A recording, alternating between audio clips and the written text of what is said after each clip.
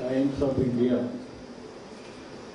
द्वारा आयोजित health Pioneer 2024 के इस गरिमामय अवसर पर हम सब के मध्य उपस्थित श्रीमान राकेश प्रसाद जी और इस अवसर के साक्षी बन रहे हमारे चिकित्सा के क्षेत्र में अपनी भूमिका निर्वहन करने वाले सभी महानुभाव बहनें, टाइम्स ऑफ इंडिया प्रतिवर्ष देश के अनेक स्थानों पर हेल्थ के क्षेत्र में काम करने वाले व्यक्तियों को प्रोत्साहित करने की दृष्टि से इस प्रकार के आयोजन संपन्न करता है। उसी श्रृंखला में आज का यह आयोजन ग्वालियर में संपन्न हो रहा है। चिकित्सा के क्षेत्र में काम करने वाले हमारे अनेक महानुभावों का उन्होंने चयन किया और उन्हें आज सम्मानित करने का काम किया है। मुझे प्रसन्नता है कि मैं भी इस अवसर का साक्षी बन पा रहा हूं और आप सबको अपनी ओर से बहुत बहुत बधाई देता हूं, बहुत बहुत शुभकामनाएं देता हूं। हमारा देश बड़ी आबादी वाला देश है और बदलते परिवेश में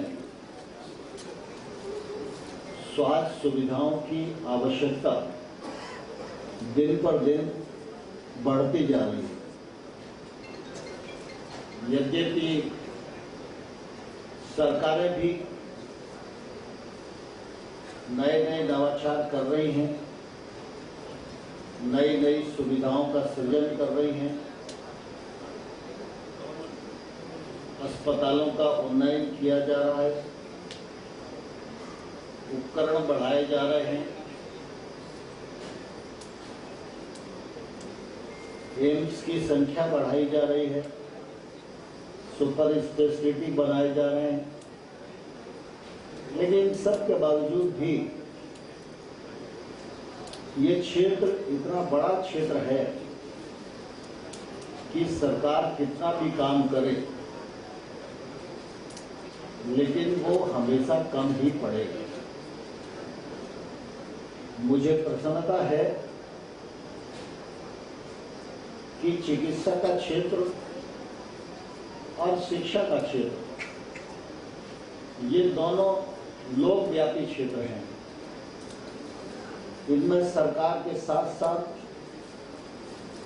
समाज सेवी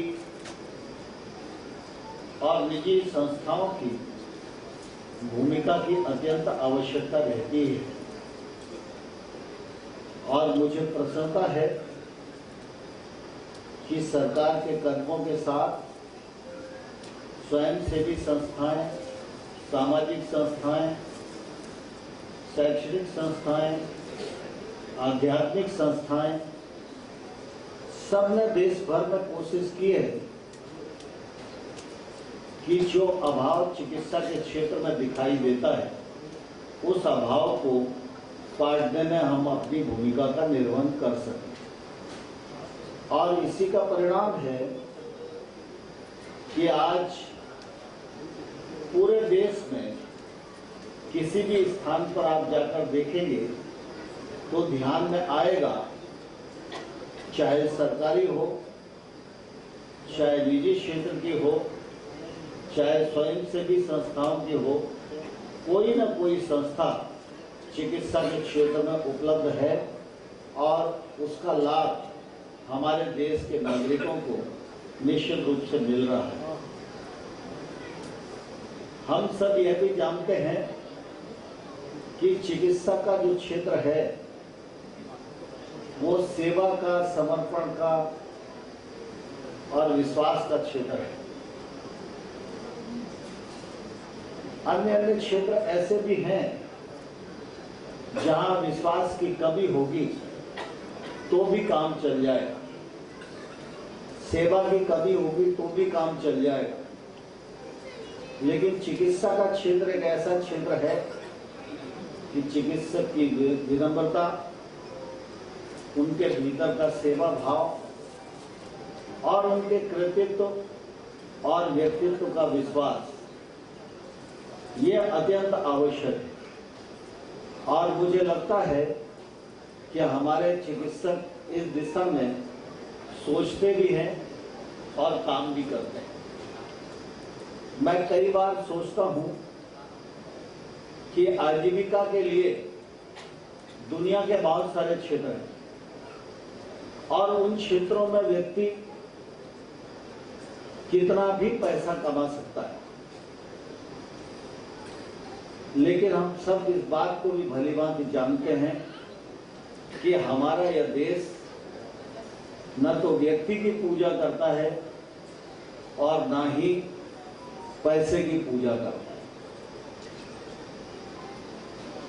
अगर व्यक्ति के कारण कोई पूजा के योग्य हो जाए तो बहुत सारे ऐसे व्यक्ति हुए हैं जिन्होंने अपने कार्यकाल में काफी उल्लेखनीय उपलब्धियां हासिल की हैं, लेकिन वो पूजा और श्रद्धा के केंद्र नहीं बने। इसी प्रकार से कोई भी व्यक्ति कितना ही पैसे वाला हो, वो पैसे वाला हो सकता है, वैश्विक संस्थाएं उसकी गणना कर सकती हैं, वो कमाई की प्रतिस्पर्धा में भारत का नाम ऊंचा कर सकता है, लेकिन देश के आम लोगों की श्रद्धा का पात्र नहीं बन पाता। लेकिन चिकित्सा का एक ऐसा क्षेत्र है कि चिकित्सक के मन में विनम्रता हो, सेवा का भाव हो और अपने कृतित्व से वो एक साथ कायम कर ले, तो मैं समझता हूं कि वो आजीविका भी कमा सकता है और लोगों की श्रद्धा का केंद्र भी हो सकता है।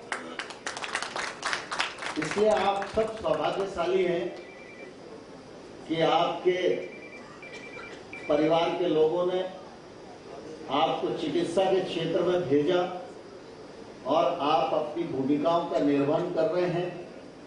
और मुझे पूरा विश्वास है कि आपकी जो सेवाएं हैं वो आने वाले कल में आपको श्रद्धा का पात्र बनाने में योगदान करेगी। इस लक्ष्य को प्राप्त करने की दृष्टि से सभी चिकित्सक महानुभावों को हृदय से बहुत बहुत बधाई, बहुत बहुत शुभकामनाएं। टाइम्स ऑफ इंडिया को भी इस अच्छे आयोजन के लिए बहुत धन्यवाद। जय भारत।